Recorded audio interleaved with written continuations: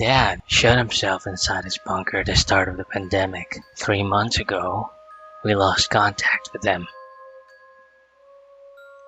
Dad shut himself inside his bunker at the beginning of 2020.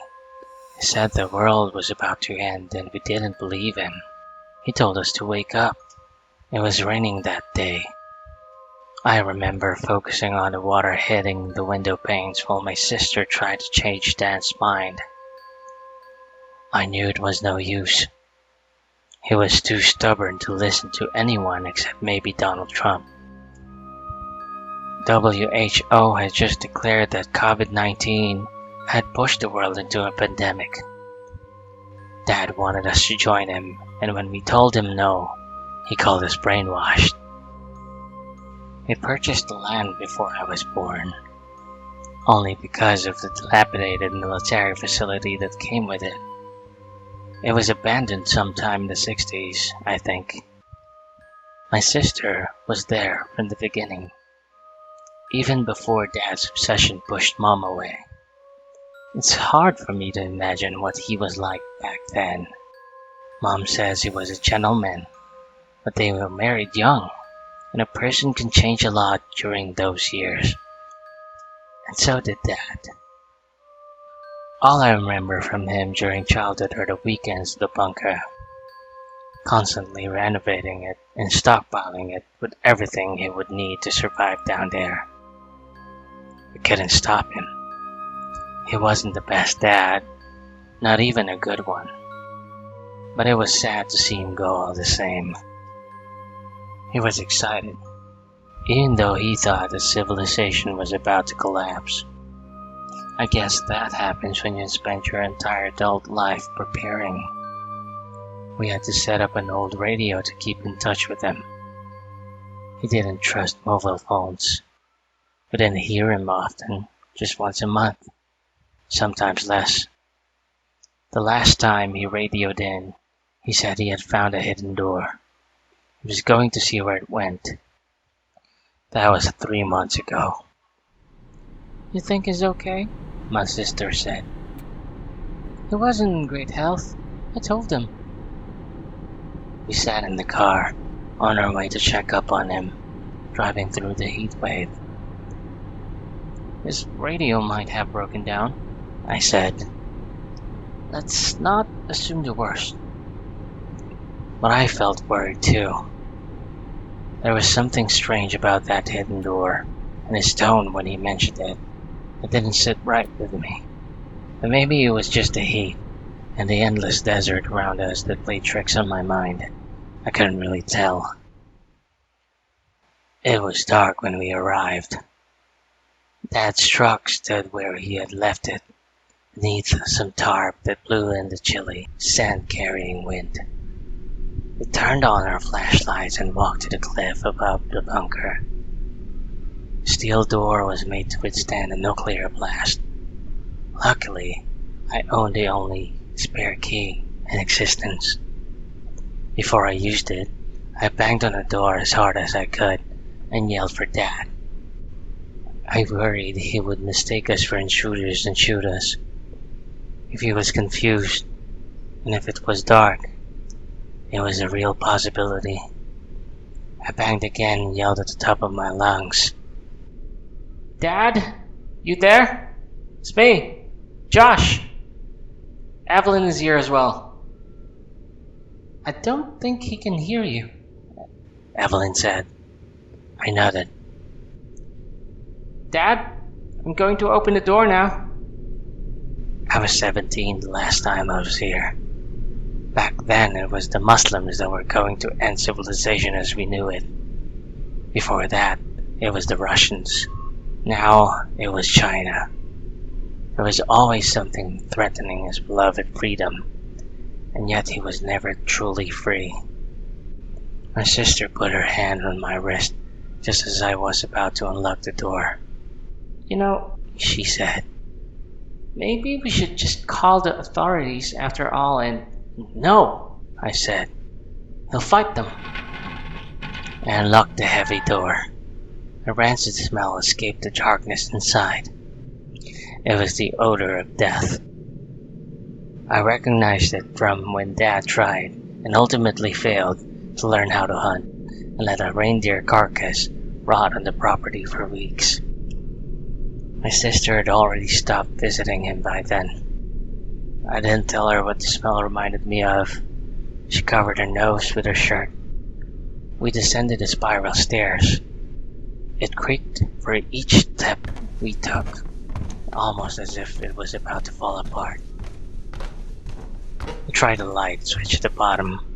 The click echoed throughout the long corridor leading to the living area. Nothing happened. I realized that the batteries, which he charged by the use of an old exercise bike, were dead. That meant it was most likely dead as well. The generator could be broken, I said. But maybe you should wait back here just in case, I pointed my flashlight in front of me. The light was too weak to reach the end of the corridor. On the way here, I had felt ready. I felt sad. The kind of empty sadness you feel after the death of a parent that was never any good. But I didn't feel worried. Now, on the other hand, while staring into the dark corridor that I used to run through as a kid, I was afraid. Fear reminded me of how my childhood night terrors used to start. They always crept up on me in the darkness, grew with the grotesque shadows of my bedroom ceiling. I'm not letting you go in there alone, Evelyn said. We stay together. We walked into the darkness. The foul smell intensified for every step we took, and so did my heartbeat. I was glad my sister didn't stay behind. The bunker seemed so much smaller than I remembered, much more cramped. The asymmetry between my memories and reality made everything feel off somehow, just as if the bunker was merely a model of the real thing, but it wasn't. I had just grown up. The Confederate flag greeted us at the end of the corridor. It hung on a concrete wall. It looked pale in the hot spot of the flashlight, almost like a phantom. Of course, in many ways, it was. A ghost from a long time ago, or perhaps a corpse brought back to life. An abomination that reminded me of Dad more than anything else. You have to be seriously confused to praise freedom as much as that, and hang that symbol of lesser freedom in the world on your wall, Evelyn said. He wanted to protect his freedom so much that he built a prison for himself. I removed the light from the flag, leaving only darkness. You bet it was confused. We entered the main chamber. It was overfilled with litter and clutter. Empty cans, both the food and beer kinds, lay scattered across the sticky floor. We had to take large steps, not to step on any of the trash.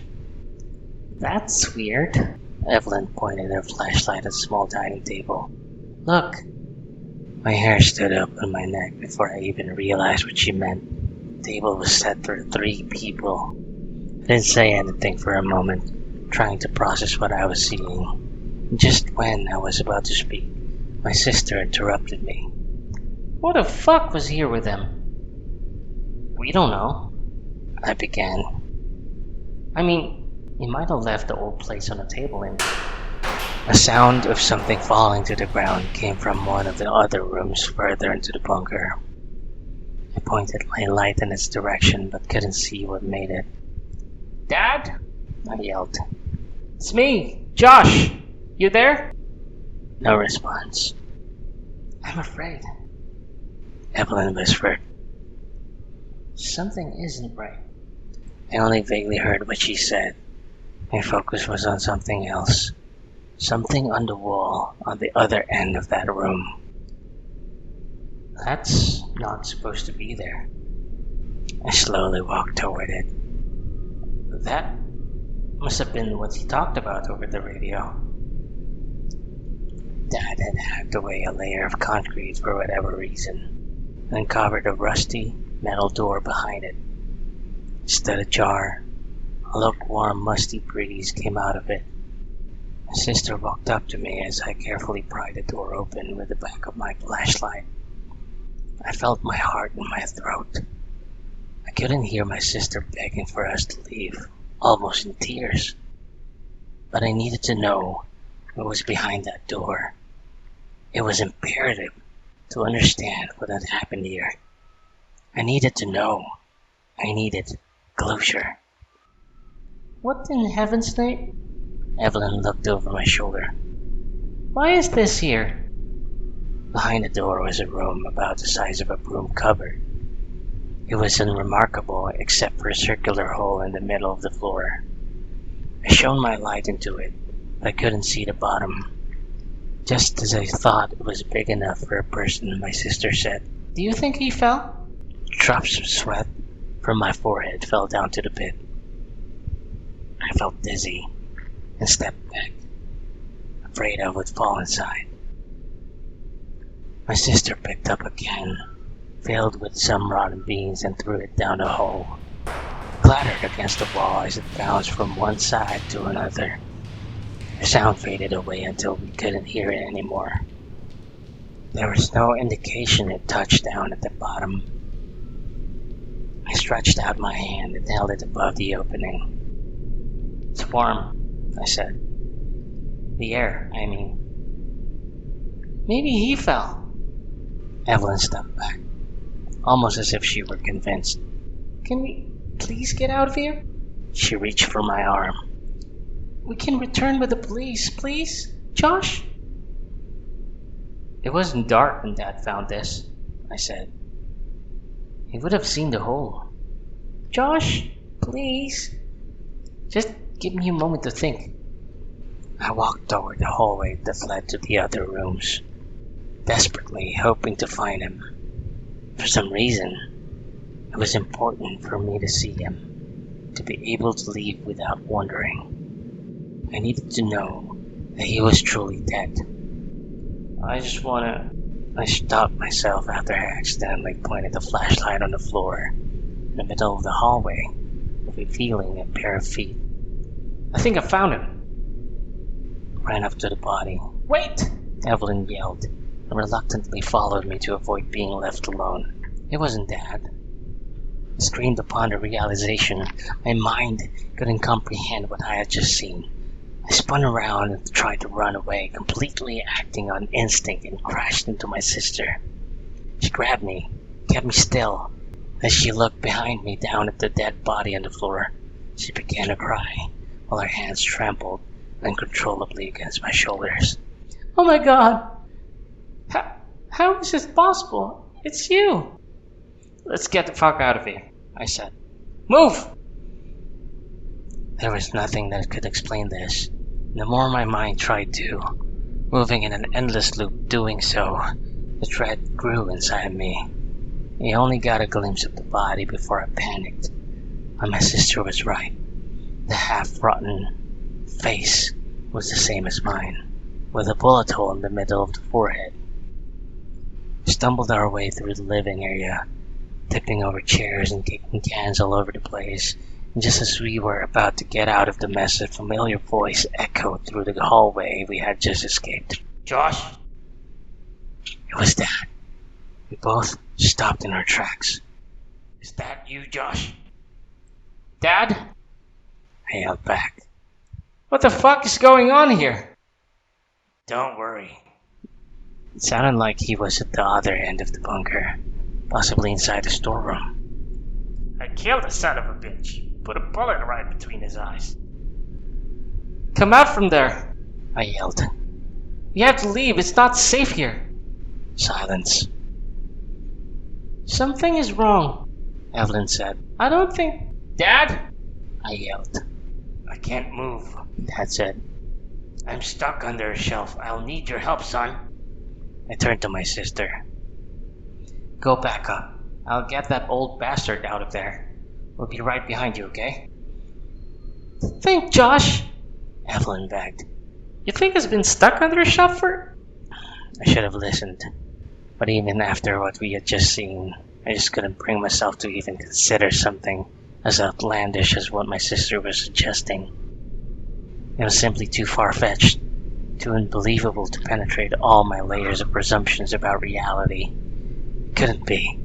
It just couldn't. Hence, I ran back to the hallway yelling for my sister to get back up to the surface and wait for us there.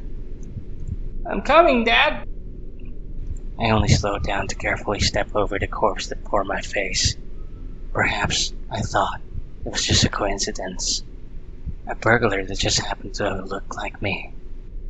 After all, the face had begun to rot. It wasn't obviously me.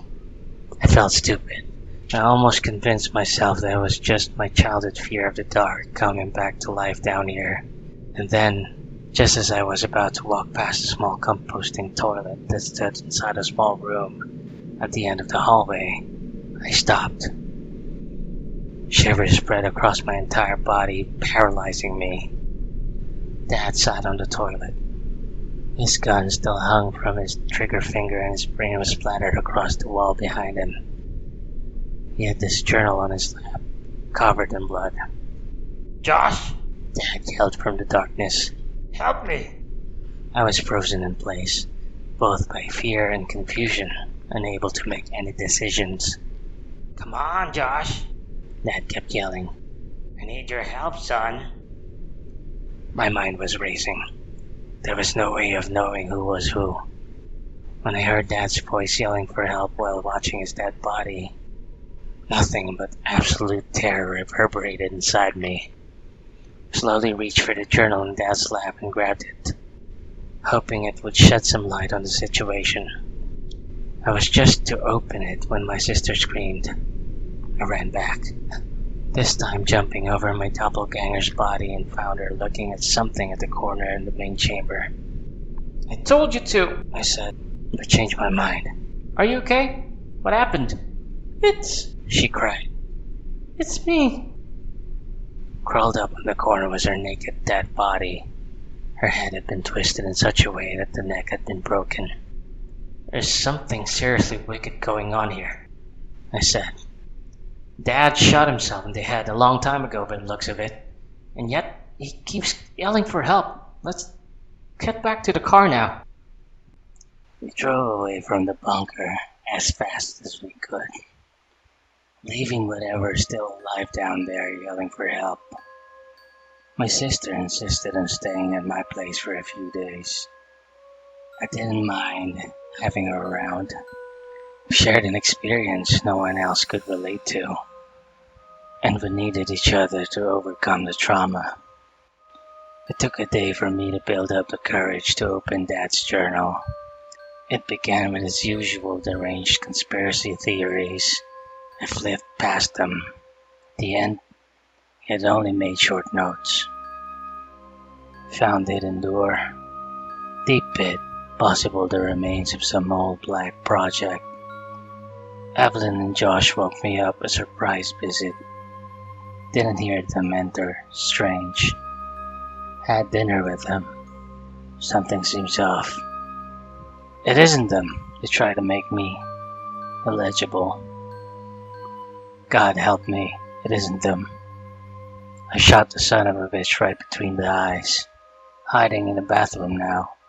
This will probably be my last entry. God forgive me. Chills went down my spine as I read the last entry on the blood drenched page. I never got the other one. She's still out there. Somewhere. I only got one bullet left. I won't allow her to do that abhorrent thing to me. Forgive me. My sister has been cooking for hours. She just called me from the kitchen. Josh, come here. I want to show you something.